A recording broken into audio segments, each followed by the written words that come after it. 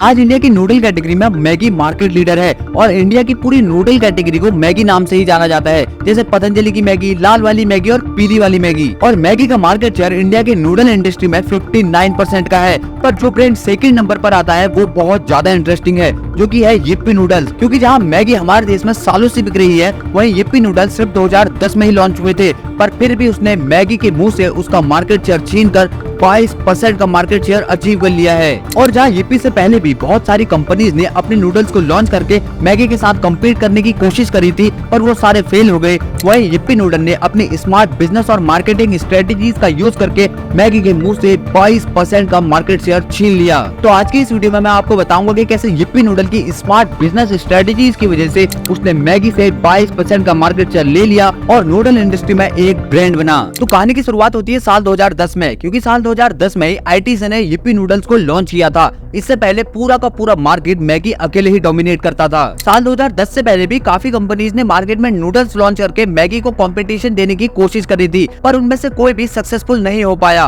पर फिर साल 2010 में आईटीसी ने अपने सनफीस्ट ब्रांड के अंदर यिप्पी नूडल्स को लॉन्च किया, जिसने मैगी के मार्केट डोमिनेंस को चैलेंज किया और मैगी के मार्केट को छीन लिया। पर ये सब कोई तुक्का नहीं था, बल्कि आईटीसी की स्मार्ट बिजनेस स्ट्रेटेजीज की वजह से आईटीसी ने ये सब किया। आईटीसी ने साल 2010 में यिप्पी नूडल लॉन्च करने से पहले पूरे इंडिया में एक इन डेप्थ मार्केट रिसर्च करी थी, जिससे कि उसको पूरे नूडल मार्केट के बारे में काफी डीप इंसाइट्स मिली। और इन्हीं डीप इंसाइट्स का यूज करके उसने यिप्पी नूडल को काफी स्ट्रेटेजिकली लॉन्च किया, जिस वजह से यिप्पी नूडल सक्सेसफुल बन पाया। आईटीसी ने अपने मार्केट रिसर्च में सबसे पहली प्रॉब्लम ये आइडेंटिफाई करी कि मार्केट में एक ही ऑप्शन अवेलेबल है, मैगी। और मैगी की सबसे बड़ी प्रॉब्लम है कि वो बनाने के थोड़े टाइम बाद जम जाती है, इसीलिए मैगी को बनाने के तुरंत बाद ही कंज्यूम करना पड़ता है। उसे बनाकर कुछ टाइम के लिए किसी और के लिए नहीं रखा जा सकता। आईटीसी ने दूसरी चीज ये ऑब्जर्व करी कि वैसे तो जो मैगी का टेस्ट था वो इंडियन टेस्ट बड्स के हिसाब से काफी ज्यादा परफेक्ट था, पर काफी सालों से मैगी मार्केट में एकमात्र ऑप्शन था, जिस वजह से लोगों को उसकी आदत लग चुकी थी और काफी सारे लोग ऐसे थे जो नूडल के टेस्ट में चेंज चाहते थे। और तीसरी चीज आईटीसी ने यह ऑब्जर्व करी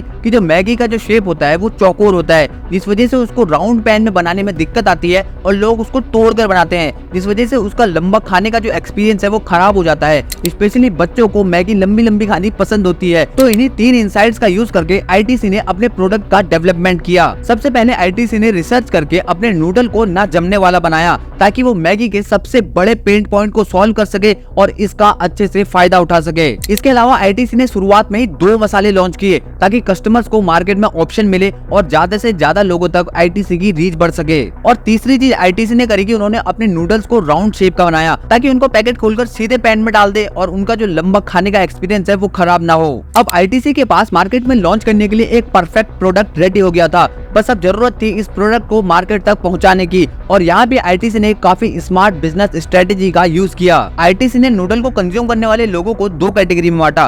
पहले 10 से 12 साल के वो बच्चे जो अपनी जिंदगी में पहली बार नूडल को कंज्यूम करने वाले हैं, और दूसरे बड़े लोग जिन्होंने काफी पहले ही अपनी जिंदगी में नूडल कंज्यूम कर लिया है और अब उनका कोई एक फेवरेट नूडल बन चुका है, जो कि ऑब्वियसली था मैगी। और यहाँ से आईटीसी ने ये डिसाइड किया कि वो पहले ग्रुप को टारगेट करेंगे, जो कि था 10 से 12 साल के बच्चे, क्योंकि जो सेकंड ग्रुप था वो थे बड़े लोग। उन्होंने काफी पहले मैगी कंज्यूम कर ली थी और वो मैगी के टेस्ट के आदी हो चुके थे, और उनको किसी नए ब्रांड की तरफ शिफ्ट करना और कोई नया नूडल ब्रांड खरीदने के लिए मजबूर करना काफी ज्यादा मुश्किल हो सकता था। पर जो पहला ग्रुप था, जो कि था 10 से 12 साल का, उनका अभी कोई टेस्ट डेवलप नहीं हुआ था और वो आईटीसी के यिप्पी नूडल के परफेक्ट कंज्यूमर थे, क्योंकि वो अपनी जिंदगी में पहली बार नूडल कंज्यूम करने वाले थे और वहाँ आईटीसी को मार्केट शेयर कैप्चर करने में आसानी होती। और ये आप उनकी एडवर्टीजमेंट को देखकर भी साफ साफ पता लगा सकते हैं कि कैसे वो अपनी एडवर्टीजमेंट में 10 से 15 साल के बच्चों को रखते हैं और उन्हीं को बहुत ज्यादा टारगेट करते हैं। अब आईटीसी के पास एक परफेक्ट प्रोडक्ट भी था जो मार्केट में अवेलेबल प्रोडक्ट से अच्छा था, और आईटीसी के पास एक टारगेट सेट ऑफ ऑडियंस भी थी जिसको आईटीसी टारगेट करने वाली थी।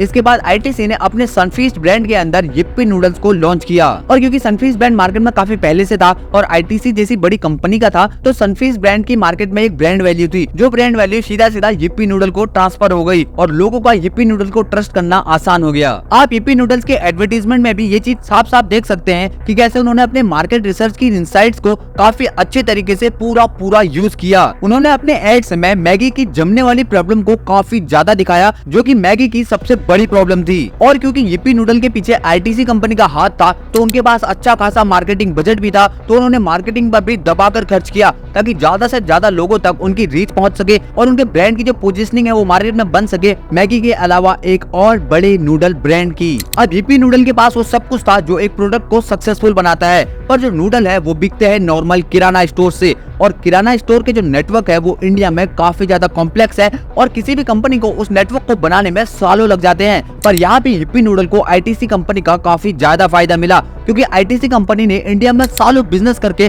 काफी डीप और काफी कॉम्प्लेक्स रिटेल नेटवर्क बना रखा था, और इसी नेटवर्क के थ्रू उन्होंने यिप्पी नूडल को भी बेचा, जिससे यिप्पी नूडल कुछ ही टाइम में पूरे इंडिया के रिटेल स्टोर में अवेलेबल हो गया, जिसका भी यिप्पी नूडल को काफी ज्यादा फायदा मिला। और इन्हीं स्मार्ट बिजनेस और मार्केटिंग स्ट्रेटेजीज का यूज करके साल 2010 में लॉन्च हुई यिप्पी ने साल 2016 में 600 करोड़ रेवेन्यू के माइलस्टोन को अचीव किया और साल 2018 में 1000 करोड़ के माइलस्टोन को अचीव किया, और आज यिप्पी का जो मार्केट शेयर है वो 22% का है और मैगी को वो काफी अच्छी टक्कर दे रहा है। और यिप्पी का ये कारनामा और भी ज्यादा इम्पोर्टेंट तब हो जाता है जब नूडल की कैटेगरी को इंडिया में कोई भी नहीं जानता था, सब एक ही नाम जानते थे जो कि था मैगी, और उसी कैटेगरी में मैगी के मुंह से 22% का मार्केट शेयर छीनना कोई छोटी बात नहीं है। इसमें काफी ज्यादा रिसर्च और काफी ज्यादा स्मार्ट स्ट्रेटेजीज का यूज हुआ है। अब यिप्पी ब्रांड की तरह अमूल ने भी काफी स्मार्ट तरीके से अपनी मार्केटिंग टेक्निक्स का यूज करके मार्केट में एक ब्रांड क्रिएट किया, पर अमूल एक कोऑपरेटिव सोसाइटी है, कोई प्रॉफिट कमाने वाली कंपनी नहीं है, और अमूल को ये सब करने में काफी ज्यादा मेहनत लगी। और मैंने अमूल के ऊपर एक डिटेल केस स्टडी बना रखी है जिसको आप यहाँ पे क्लिक करके देख सकते हैं, जो कि अगेन काफी ज्यादा इंटरेस्टिंग है, और उसमें आपको सब पता लगेगा कि कैसे अमूल इंडिया की सबसे बड़ी डेयरी कंपनी बना। मैं आपसे वही मिलूंगा।